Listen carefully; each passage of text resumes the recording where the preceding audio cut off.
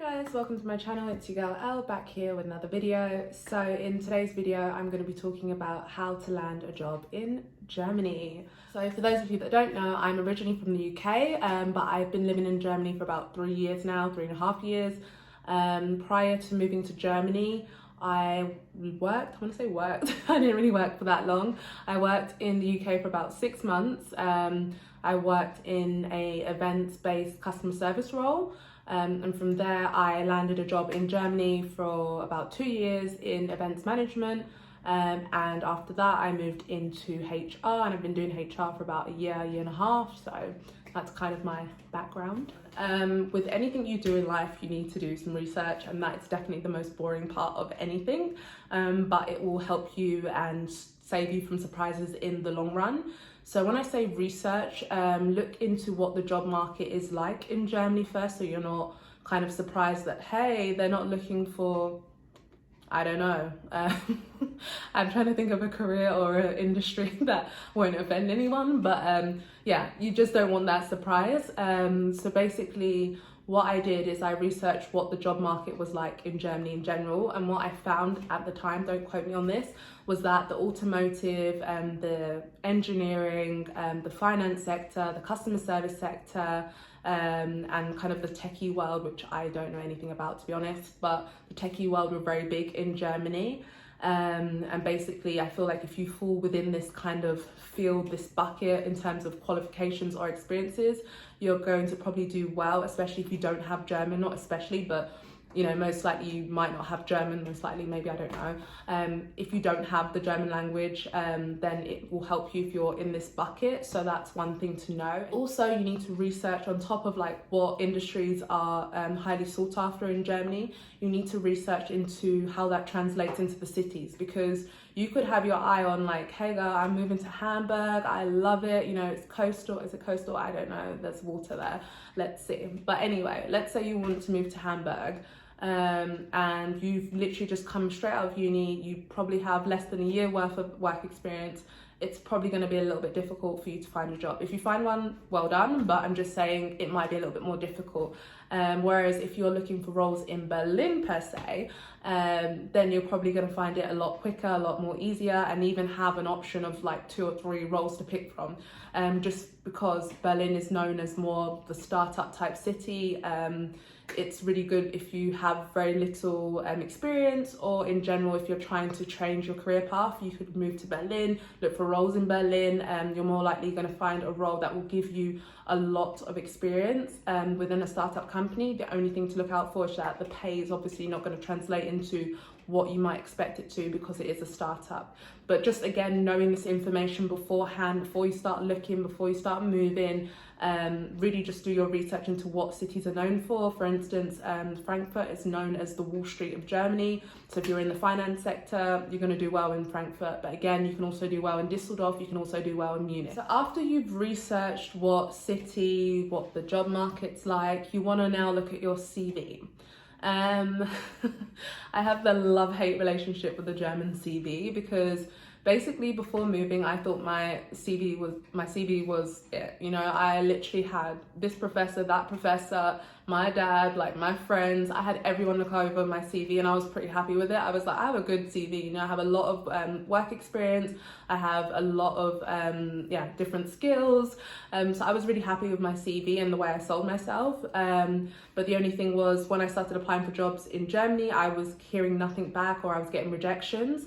And I think the biggest thing, or the biggest challenge, is just realizing that not everything is how you do at home, and just because you have a strong CV at home, it doesn't translate always in your new country or where you're applying. So I would, number one, is just look up how the CVs are within your like field, for instance. So if you're in finance, just type in German finance CV in English. You're going to find a lot of things there. The first thing I would say that was the biggest difference is the personal information that Germans put in their CVs. Again, it's probably faded out a lot more now with the younger generation, but in general, their CVs contain a lot of personal information. So number one, Germans put pictures in their CV, and they put a picture of themselves. I've seen some that have been like, girl, like, why did you put that picture there? Like, no one needed to see a picture of you on a night out, you taking a selfie, as your CV picture. So I've seen bad ones as well. But for the most part, they use a professional picture. You know, some of them even go for photo shoots. I went for a photo shoot once. I hated all the pictures I took. Literally, I beat my face, did my hair, wore the cutest like top, and literally I hated it. And I was like, you know what, I don't want to buy a picture. So you can actually go to a store like Galeria Kaufhof, if you're in Germany, you know what that is, like that, to get a professional picture done. And it's relatively inexpensive. I can't remember how much, but I didn't buy it. I didn't like the pictures. Or you can just do what I did and just use the old job one.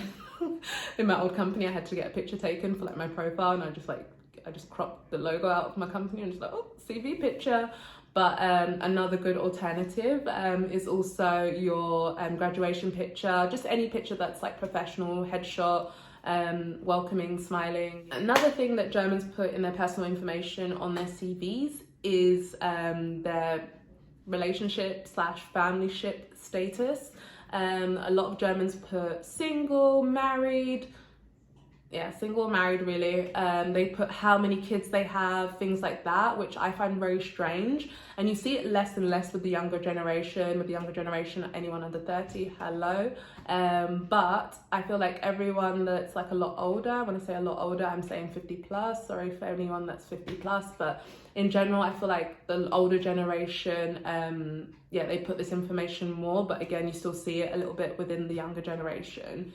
I wouldn't recommend putting that information. It is not necessary whatsoever. I don't know the history of it, but I guess it's something to do with German history, and it was important back then. I've even seen Germans put what their parents do in their CVs. So I've seen like father, this profession, mother, this profession. I'm like, damn, you're giving everything. But again, there's probably a history to it, which I don't know about. But again, you just don't need to put that information. I would keep it short and simple with your personal information, your name, full name, of course, a picture if you want. Personally, I don't think there's anything wrong with putting a picture, because you're giving an accurate representation of yourself. And if a company judges you based on the picture, do you really want to work for them? You know, so just keep it. Yeah, I personally think there's nothing wrong with it. Other thing I would put, which I guess is a little bit controversial, is nationality.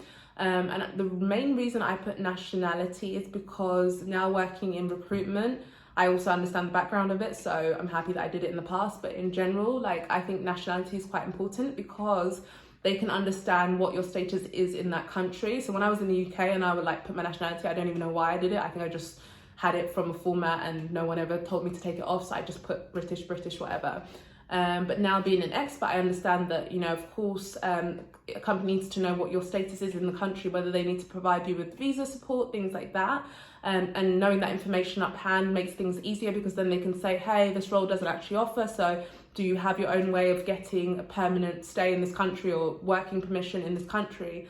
Or they can say, oh, actually, we do offer visa support and this is what we offer. Either way, I think it can only benefit you, because even if you don't tell the company up front, they will find out one way or another, or it's good for them to know one way or another. Sorry guys, your girl needed a sip of wine. Okay, so after personal information, we're moving on to the main body of your CV. We have your employment history, then we have your qualifications, and then we have your extra skills, qualifications / hobbies, the thing. So again, this falls under starting off with your employment history, because that's what they focus on. Employment history, and starting off with the most recent role that you've had, and then working your way backwards, and just being very careful on what roles you include. So if you've had like a lot of like stop, start, I don't think that's a great thing, to be honest. So I would try and minimize that, but of course you don't want to have too many blanks within your CV, so kind of like pick and choose, and you've got to balance it out. Also looking at internships, if you have like 20 internships, please do not put on your CV. Like, come on, let's limit it to like 3 or 4, you know. It's great that you have internships. It definitely shows that you haven't had a gap and that you've been doing things, but you could even shorten it, like this time to this time internships, you know. So be very selective based on the role that you're applying for, and making sure that internship is relevant or that gives you a competitive advantage. So for instance, I've done internships in like 2 internships in a media or marketing company, and one of those internships I did when I was like 16 for about 2 weeks in a gardening company, and I actually loved it. And then the second internship I did was in Thailand. So I'm not going to put both internships. I just put the one from Thailand because it's more recent, number one, and number two, it has like the international feel, the more you know, je ne sais quoi, anything that you've done that's substantial, whether that be 1 year, 2 years, 3 years, things like that, then of course add it to your CV, but try and keep it short and simple. Another thing I would look out for is when you're describing what you did in your past roles is being very straightforward and to the point. Germans don't want to hear about all the description, all the fluffy words. Like, I'm being very serious. Like, you need to keep it very like to the point. Like, I was responsible for a team of 100 people. I had KPIs of X, Y, and Z. I delivered on this and that, you know, throw in some data in there, some numbers in there if you can. I increased team proficiency through X, Y, and Z by 5% year to year. I don't know, you know, really throw in numbers where possible, and just make what you're saying as measurable as possible. So that would be my tip for the main body when it comes to your employment history. When it comes on to qualifications, I would focus more so on any extra qualifications that you've done. So I've done like courses like Coursera, I've done some LinkedIn trainings, I've done some trainings within my own company, and I just add those to my CVs because it shows that I'm constantly trying to improve myself, and it shows, and of course like the qualifications that I'm doing or the certificates that I'm getting are very relevant to my role and just relevant to me now as a grown woman. I wouldn't really necessarily put in a qualification that I did when I was like 10 or 16 anymore. I did that for a very long time, but I don't do that anymore. But also any other technical skills that you have as well. So I know a little bit about SQL, a little bit HTML, I think. I don't know. I did some stuff in that area. So I add that to my CV that I'm not proficient, but I'm experienced, you know, just adds that like. So really just fill up your CV with as much qualifications, certificates and things like that you've done. I would also make sure that when you're putting your, going back to your qualifications in terms of schooling, I would focus more so on your recent ones. So I would look at like your bachelor's degree, your master's degree, even add your thesis. I put my thesis as the whole thing because I got a first class in my thesis and I got a 2-1 in my degree. So it's like, you know, I want them to know that I can write very well, but didn't get there with the grade, JK. But basically make sure that you put your more recent qualifications. I for a long time put my A levels and my GCSEs, and then I realized here that like they don't care about my A levels, they don't care about my GCSEs. And when I'm looking at CVs as well, a lot of people just focus on their bachelor's or their master's, and that's all. Of course, if you don't have a bachelor's, you don't have a master's, then of course put your A levels or your GCSEs and just look up what the equivalent grade or what the equivalent would be in Germany. I can't remember it now, but for the longest time when I first started applying for jobs in Germany, I actually translated everything over. So I said like it's a XY average. I can't remember whether 2 is good or 1 is good. I don't remember the averages in Germany, but you can look up what the kind of translation into your grade would be here in Germany and what schooling and what it's called. So if you don't again have a degree, a bachelor's or a master's, then do that translation. Then we get to our references. So there's 2 options that you can go down when it comes to putting down your references on your CV. You can put available upon request, and that's me. I would say it's a lazy and easy way to add it to your CV. And then of course you can list your actual references. Again, there's no right or wrong answer for this one. You can go for either route, whatever you're comfortable with. I personally go with the first, being available upon request, just because then I have a little bit more control over the reference they're going to pick, and also it gives me a chance to remind that person that, hey, you're my reference, someone might reach out to you. In the UK, I'm pretty sure there was a time where they said it by law they have to let you know if they're reaching out to the reference. I don't know if this was a thing, I just heard it. You know when you hear stuff with a grapevine and you're like, hey, it's that thing. But yeah, there was this thing where they had to tell you, but I don't know how it works in Germany, to be honest.